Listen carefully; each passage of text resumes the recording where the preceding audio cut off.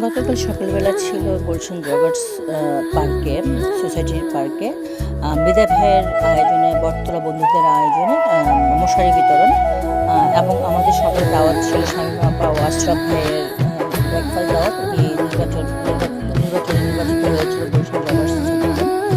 তো সেই দাওয়াত থেকে মিধা ভাই বললো, আপা চলেন আমরা মশারি বিতরণ করবো। তো আমার খুব ভালো লাগলো, যেহেতু আমি মানবিক কাজ করতে সবসময় আমি স্বাচ্ছন্দ্য বোধ করি, আনন্দ বোধ করি। ওনার ডাকে সারা দিয়ে সাথে সাথে চলে গেলাম।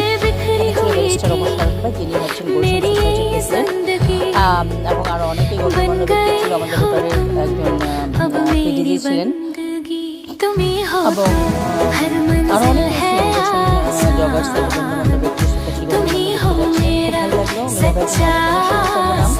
উনি আজীবন কাজ করে বটতলা সাইনবোর্ড দেখা বটতলা, এটা গুলশান লেকপার্ক, এটা গুলশান জগার্স পার্কে বলে।